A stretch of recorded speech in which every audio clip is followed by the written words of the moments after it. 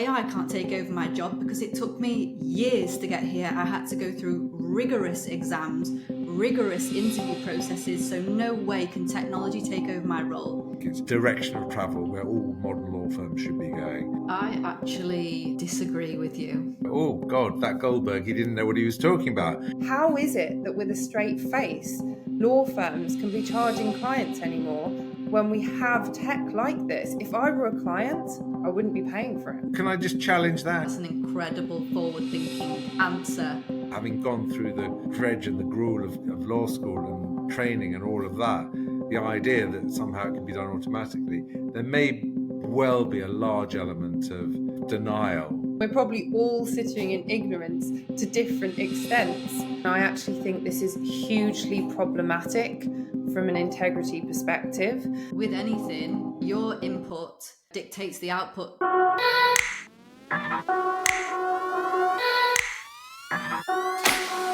Are we in an AI revolution in law? It depends who you ask. Yes, law is complex. Yes, AI has limitations. Some lawyers say, AI can't do what I do, it took me years to get here. We're not feeling the impact yet, and we won't for a while. Maybe. But history tells us one thing. Revolutions don't announce themselves. By the time everyone agrees we're in one, it's already happened. Today, myself, Holly Cope and Helen Pamely sit down with senior partner at SMB, Simon Goldberg. We debate this topic. Is AI taking over the legal industry? Simon, do you think we're in an AI revolution in the legal industry? Absolutely not. AI is a very, very hot topic. It's a fearful topic because people are, oh my God, what do I do? Should I be a lawyer? Is there going to be a lawyer in the traditional sense of the word in a few years' time? As practitioners, we're not feeling it that prominently, and I don't think we will for a while. It's a complicated topic, and it depends on what field of law, what area of law you're talking about, but we're a long way from being replaceable or replaced yet. I mean, I don't want this video to be watched in 10, 20 years' time and people go, oh God, that Goldberg, he didn't know what he was talking about. See, he was wrong. But I'm going to fly a kite. I'm going to put myself out there and say, even when the technology is better, even when AI is much more prominent in the law, it's never going to replace humans and can't. What it reminds me of a little bit at the moment is of digital dictation. I don't know when you two were in practice, I don't know whether you were there around the early days of digital dictation. The favorite story that I have is a true story, which was the late and great Shirley Conran, who was a client of ours. And my partner, Razi Miraskandari, was dictating. She said, oh, can I see Razi while I'm here? I said, sure. So we knocked on his office door. He came and he was in the middle of dictating and he was like this and just waved at us. And Shirley said, oh, can I have a go with that, please, Razi? And Razi said, sure. She took his mic and she typed in, she spoke into it in a typical Shirley Conran voice. And she went, Razi Miraskandari. We then played it back and it said chicken tandoori. It was not, the tech wasn't great. And AI, a little bit in the law, reminds me of that today. It's not quite ready yet. There's a lot of stuff that law firms are doing. Here at SMB, we're trialing a load of different stuff on lots of different fronts. Accounts, some transcribing stuff, and more complicated stuff to do with templates, which no doubt you'll come back to.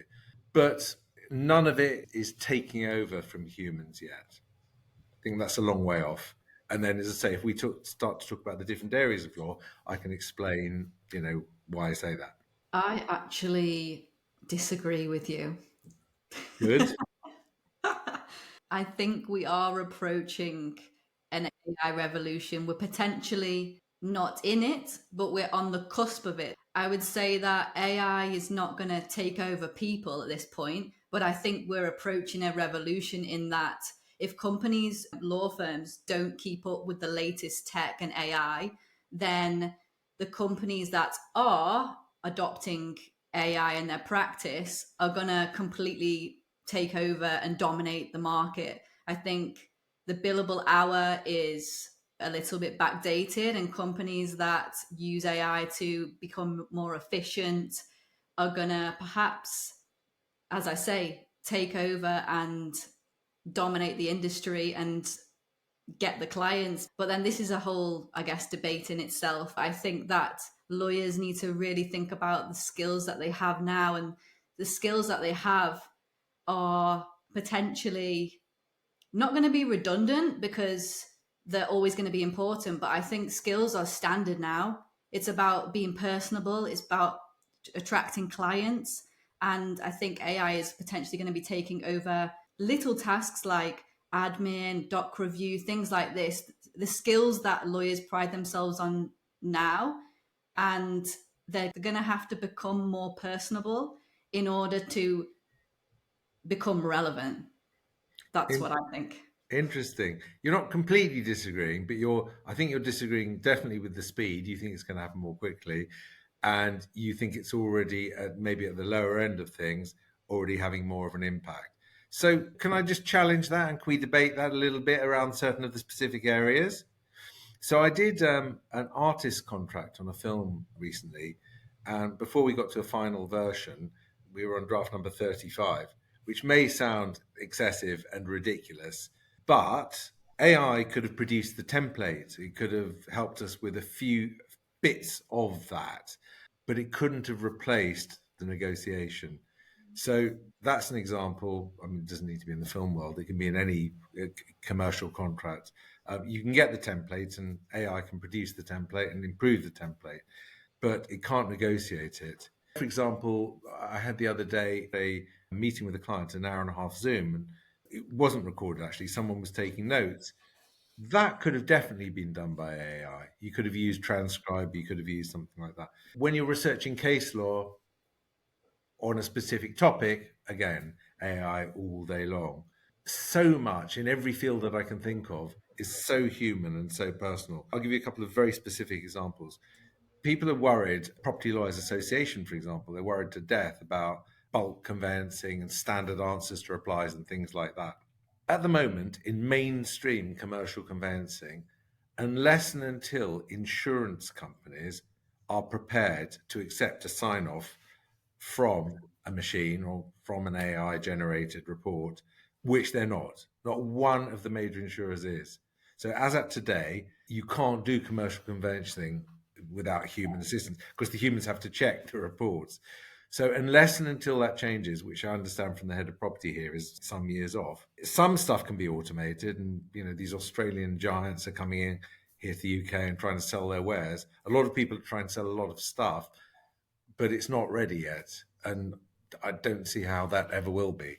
Yeah, I think we're agreeing that when humans aren't going to be replaced, we may be diverging in the opinion of how long it's going to take and how much it will permeate through law firms. So I'm kind of intrigued by this, and I'll explain why.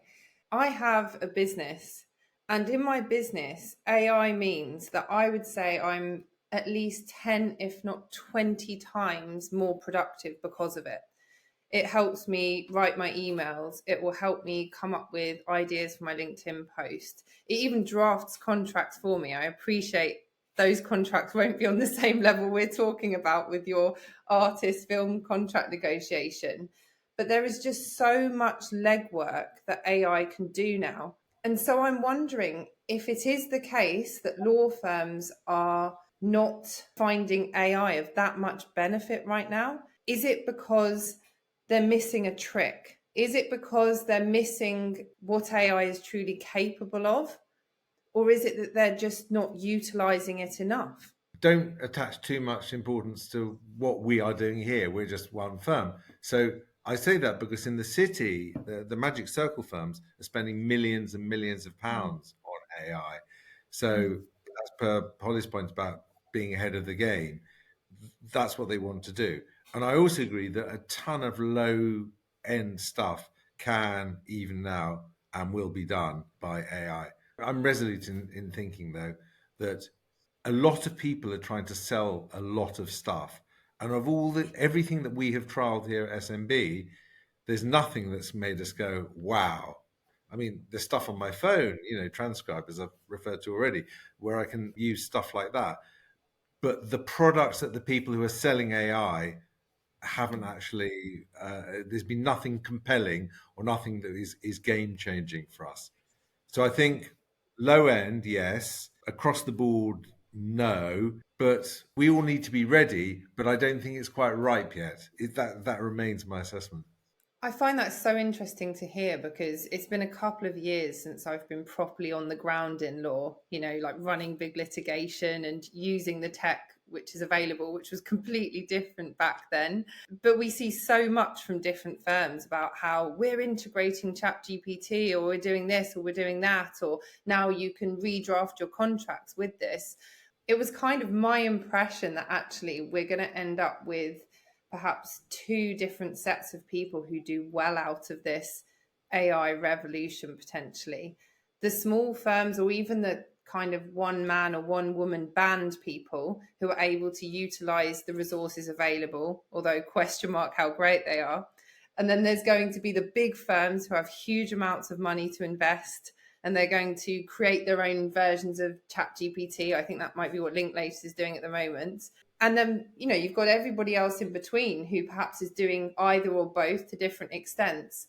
And then the people who just don't acknowledge that any of that is happening, or that they don't fully understand the full extent of what's available or possible for them. But it really surprises me that you're saying kind of at the end where we're looking at what's available on the market, actually none of it is that groundbreaking, because I would have thought with ChatGPT, particularly as a basis, it should be. I know it may just be my experience, but I did, before sitting down with you guys, go around the office and just do a quick straw poll and just said any impact on. I didn't tell them why. I just went to people and asked them a cold question: how any impact on AI on what you're doing? And they all looked rather mystified.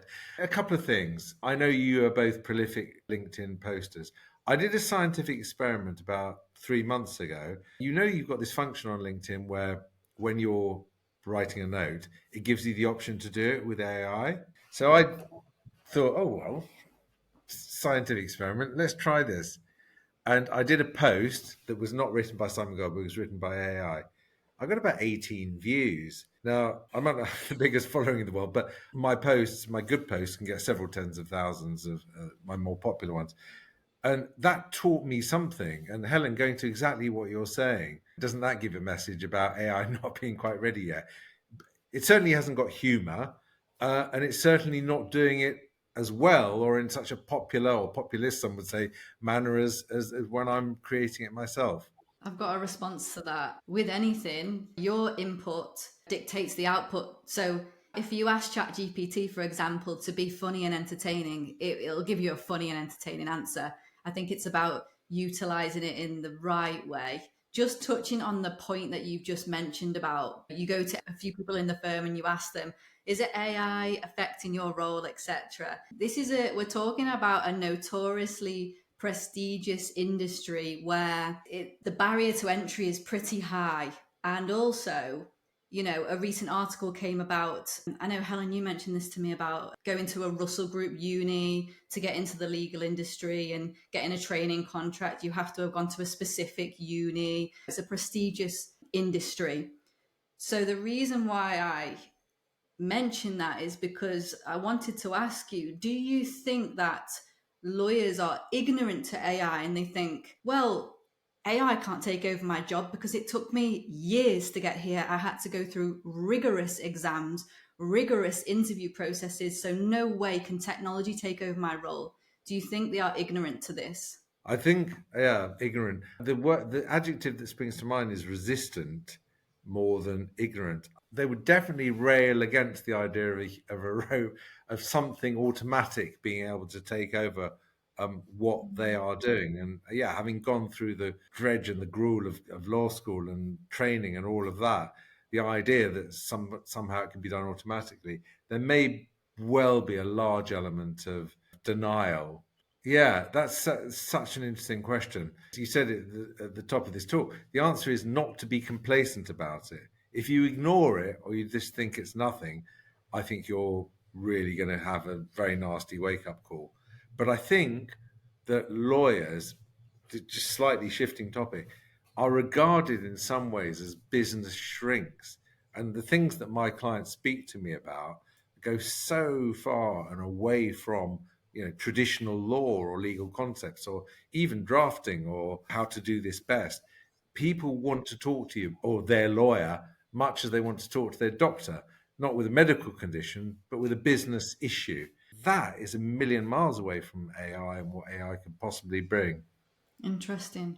From your perspective, you were both lawyers, so you're now outside looking in. Have you spoken to other lawyers who have given you maybe a different picture about AI, about how it's impacting on there? I'd love to hear some learned experience about that. So, my experience talking to lawyers is actually that they're just not up with the curve enough. They're not keeping up. This person who I'm going to talk about was actually, or sorry, is a lawyer. And interestingly, they had exams at the moment coming up. And I just said, well, obviously staying within guidelines, etc. Have you actually put any of this into ChatGPT? Have you got any ideas? I said, no, I've never used ChatGPT. And I can't tell you how many lawyers I've actually spoken to who aren't even trying out some of the most mainstream AI tech that we've got, and certainly aren't aware of its capabilities. Obviously, I can't say this for the whole industry, but a lot of people I speak to really aren't using it at all. So that shocks me quite a bit. But then it gets me also thinking, when I was back and I was busy in my law job and I was having to churn out huge amounts of work, I didn't have the mental space to be thinking all the time, how could I do this differently? How could I be more efficient? What new tech could I be using? To a large extent, I was reliant on whatever team was responsible for that. And I wonder how many lawyers are in that position. It's interesting. One of the things is when I was on this Zoom and one of my trainees was making a note, it didn't occur to me for a second, for a heartbeat, oh, if I was doing that on transcribe, I wouldn't be able to charge for it, and therefore would be 90 minutes of time that we wouldn't otherwise be able to charge. But for a lot of law firms and a lot of lawyers, charging would be at front and center of that issue. So I'm wondering, as we're talking about this, there's learning, and I'm wondering whether part of the resistance, subliminal or express or whatever, part of the resistance might be about that, about fee recovery, about hourly rates. Because the three of us all definitely agree that a lot of the low end stuff, be it research or transcription or whatever, can be taken over and done much more effectively, efficiently, and cost effectively by AI. I wonder whether there's a resistance amongst the legal profession because there's then a knock on effect on fees. I agree with you, Simon, and I actually think this is hugely problematic from an integrity perspective, because what we're talking about here, for example, I love this note taker example because I use a note taker now on 99% of all my calls. I pay something like £10-15 a month to have the super duper version. This thing is incredible. It will summarize everything for you and it will slice and dice it the way you want. It will come up with action points, key bits, what I said, what they said. I've got the recording, the full transcript, all these things. How is it that with a straight face, law firms can be charging clients anymore when we have tech like this? If I were a client, I wouldn't be paying for it. I cannot disagree with that at all. We're a smaller firm, so the economic factors are going to be smaller as well, aren't they? Because we're going to have this type of thing far less widespread. There are far less hungry mouths to feed and so on. But I'm wondering whether, just talking this through, whether this kind of discussion will lead to a sea change. Because at the next partners meeting I go to, it would be very unnatural if I didn't say to that partners meeting, henceforth, I think where there's sensitivity about fees and costs, or where we're doing something on a conditional fee agreement or something like that, much better, please, for us to record and then transcribe rather than have a trainee solicitor do it. Now, the loss is the learning. The loss is that trainee then doesn't learn. But from an economic and kind of moral standpoint, I can't disagree with what you're saying. It doesn't seem right to be able to charge for something where technology can so easily do it. What about you, Holly? I've heard a mixture of firms telling me that they are afraid of it, that they don't want to touch it because they don't understand it. But then I've heard of firms who are completely changing their business model to incorporate AI and getting rid of the billable hour completely in order to become more efficient and change from a hourly rate to a more value-based pricing rate. So I've seen opposite ends of the spectrum, which is very interesting. And the thought always comes to my head that the firms that are scared of it, scared of the change, are the ones who are going to be, I don't want to say it, but I'm going to say it, bankrupt in the next few years, because the firms that are completely transforming their strategy and becoming very business minded about it are the ones that are completely getting ahead. They're forward thinking and they're changing in order to incorporate the future, basically. Interesting. There's a way of changing your business. There's a way of being business orientated and entrepreneurial, which has got nothing to do with technology. So having the vision, for example, to do funding arrangements with clients who otherwise wouldn't have access to justice. So I'm not disagreeing with you, but I'm saying that's a very broad. That's a big. But you're saying it specifically in terms of technology, being afraid of the tech. It's crazy to me because they tell me, I've had a few firms say to me, we've got this new AI tech and it's really good at analyzing our cases and coming up with, I don't know, responses to clients and even things to help them in tribunals and things like this, arrange bundles. But they say, we don't understand it. So we're not actually going to try and learn about how it can help us. And for me, that's just crazy. As I said, we are looking at stuff all the time. We're trialing, I think, one, two, three things at the moment. We're a firm of 140 people. Even if I'm not an naysayer because I agree with it, but even if it's not impacting on my day-to-day life or career at the moment, I can see it coming. And if you're in denial about it or just decide to be a total Luddite about it, I think I totally agree with you. I think you're doomed. I think you'd be crazy not to. I just think the crest of the wave where a lot of people are selling a lot of stuff, there's always a kind of time, a breathing space where you look back and you go, really? And I think there's been a lot and probably too much hype about the impact. So that going back to the very first question on this podcast, what is the impact? Are you scared? Are you worried about the day-to-day impact? Nothing particularly for my area of practice at the moment, but I see it. Is the issue here perhaps as well that we're dealing with the unknown unknowns? So you don't know how much you don't know, because we can think, okay, there's nothing out there that can help me right now, but that's because potentially we're sitting in ignorance, and we're probably all sitting in ignorance to different extents. How much do you think that affects lawyers, Simon? I think you're absolutely right. I'll give you an example of that. And I know you two are going to tease me rotten about this. Post office scandal, the Horizon system. And the reason why it's an answer to your question is because at the moment, as you know, what they're doing is thinking about change, and actually they will under this government, I'm sure. They're going to change the law about reliance on computer evidence. And analogous to that, I think there is definitely a reluctance, and directly to your question, Helen, there's a reluctance for people to be too dependent and too reliant on AI because there's a groundswell of opinion and fact to back up that it's not, it's far from infallible. And goodness, God help you if you make a mistake. We're all got professional indemnity insurance, and if you're negligent, you're negligent. And I think that linkage between your decision-making process and your actions and that potential of professional indemnity and negligence claim is a really, really important one. And I think that in context of AI, as shown by the approach of property insurers, they don't think it's ready yet. They're not prepared to rely on it. So you're right. What we don't know, we don't know. If we were to have this podcast in 5 years' time, it would be a massively different podcast. Probably even people like me would find that it had some kind of day-to-day impact, less on my practice and how I negotiate stuff or how I sort people out or resolve issues between fighting parties, but more on the fact that by necessity, a lot of junior work will be done by AI by then, by 5 years' time. We are so excited to help you unlock LinkedIn's potential with our LinkedIn Starter Pack for lawyers. Across 11 chapters, we'll walk you through creating a profile that stands out, crafting content that connects, and building a network that works for you. It's designed to help you take your career or business to the next level. It's completely interactive, so it's not like reading a dull book on marketing.